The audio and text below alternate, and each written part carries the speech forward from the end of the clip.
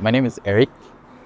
I'm a two-time Microsoft intern. I do school at Colby College. I'm a rising senior. In terms of majors, I've switched between a lot of majors, but currently I'm studying computer science and with a double major in mathematics. I'm still considering mathematics, but I do have some time to shut up.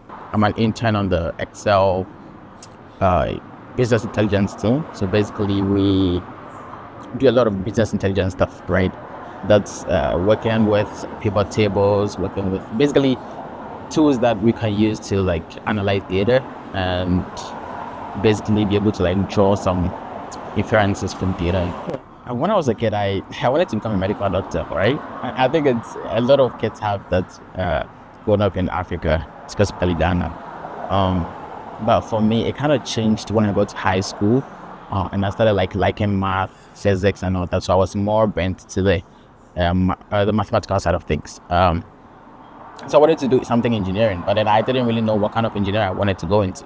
And then I did college applications. I came here and I realized, software engineering is actually interesting, right? After like talking to like my professors and all that, and also some mentors that I got on along the way, I realized software engineering is a really good field, and you got to make a lot of impact, and it's continuously evolving. Things are changing and all that, and like just to be part of it. So that's my big inspiration behind like going to software.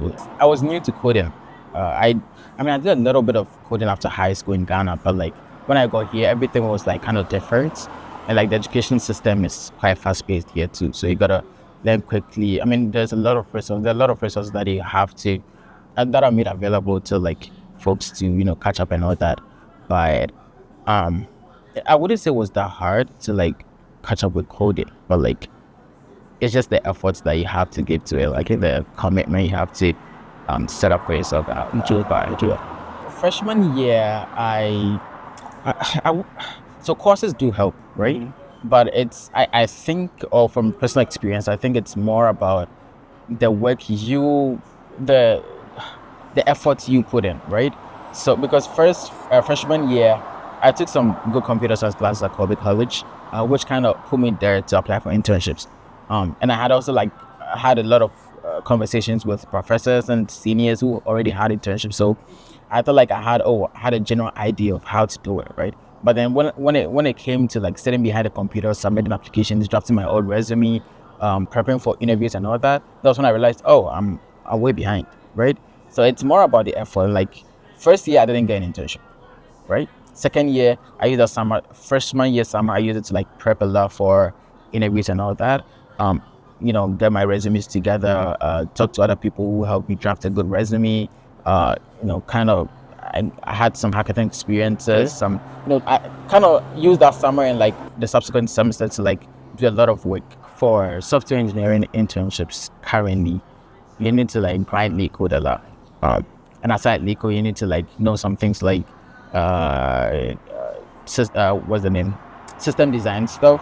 Because I remember I did a lot of interviews with some other companies who were also interested in system designs. So system design interviews, LeetCode is very important. Behavioral interviews are also very important, right? And like basically just everything about interviews it is very, very important.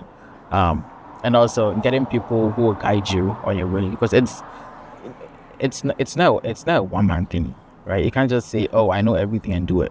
You need help, right? So reaching out to people, being able to like set up one-on-ones with people that you can just meet someone on LinkedIn like, this person is actually very inspirational, right? The experience this person have. So you just contact the person, set a one-on-one chat with the person, and just learn from the person, right? I think those are the little things that help you to become like a good applicant when it comes to these kind of internships and stuff. So yeah, I did have experience with in teaching a little bit, because I think I've been like a TA at Colby for like 3 years.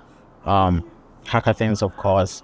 Bloomberg also had this program called the Bloomberg Tech Lab that I also joined, and also I did like a lot of Colby has this. There are a lot of clubs that I also joined at Colby College. That also helped me a lot. Right. Yeah, basically just trying to involve myself in everything that comes my way. Freshman year, I didn't really have good projects, because I remember I had like normal class projects and all like that. But my second year, that was when like I started like, grind like sitting back behind my computer and then trying to build personal projects.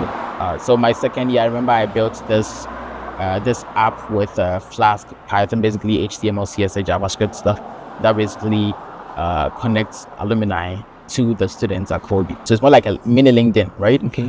Where you can like get mentorship from alumni. I can just find alumni whose experience intersect with yours and then set up meetings with them and then just become your mentors and all that. Yeah. So that was one project that I had. And also I went to the JP Morgan's Code for Good Hackathon. I did it twice. So like I had like I wouldn't say it wasn't really a large scale project, but like it was it was a good project that we worked on. That had to do with some banking stuff. If you want, we can go into that later. But yeah, I think those were the two big projects that I had on my resume for sophomore. And then of course, last year I had some Microsoft internships, and also I had personally like built a website that has like an AI natural language backend that you can use to like get a lot of things basically querying what's the name. It was more like a built on it was a built up of the initial project that I mentioned, the alumni thingy. Yeah. So I connected the backend to OpenAI API where like you can use to query, okay, so this student is mentoring this student, what are some meetings that they've had and all of that, which was actually cool to the Davis Connect folks at Colby College. Okay. So yeah, it's basically these are just personal projects, right? But then there's also like a lot of class projects that we worked on, and all that. And I think it's just like every time when I feel like, this idea is cool, I just try to do something that prototypes it, or just get together with some friends and then start to work on stuff. Recruiting process is very unique, and every recruiter or every company has what you're looking for in applicants, right? So let's say Bloomberg likes this student who is very, social impact minded.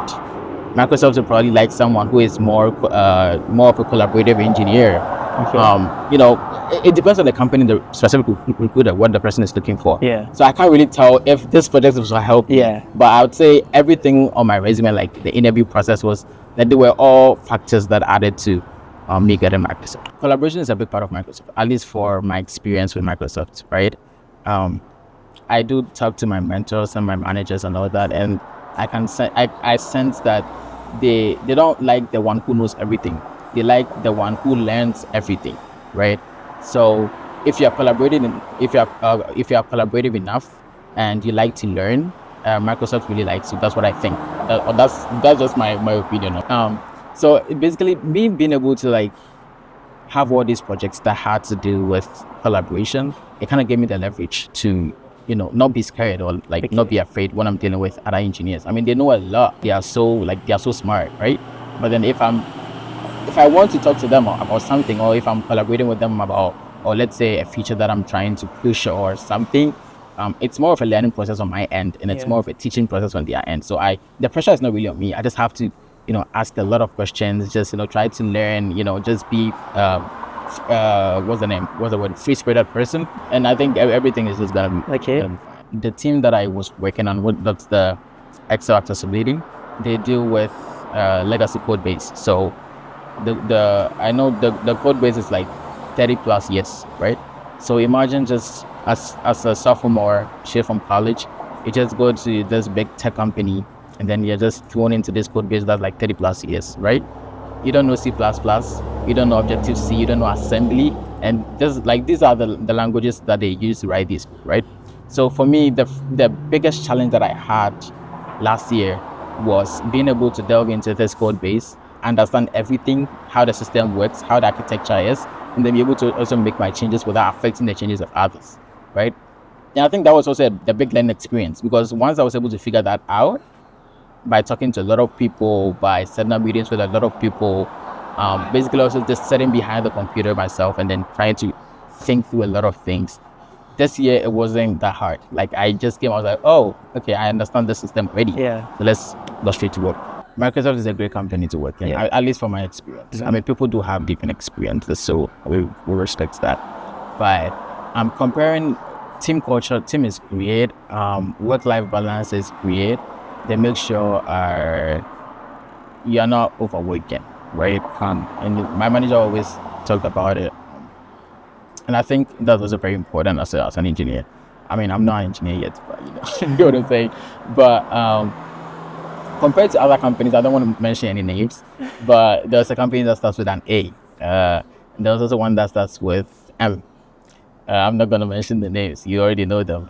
You know, when I do have folks there, and then when we were having a conversation, they were constantly talking about how stressful things are there, how it's even hard to like get people to like help you and stuff, and sometimes even what you're working on can just be later cancelled, or like it's not really pushed to production because they feel, oh, it's not impactful enough, right?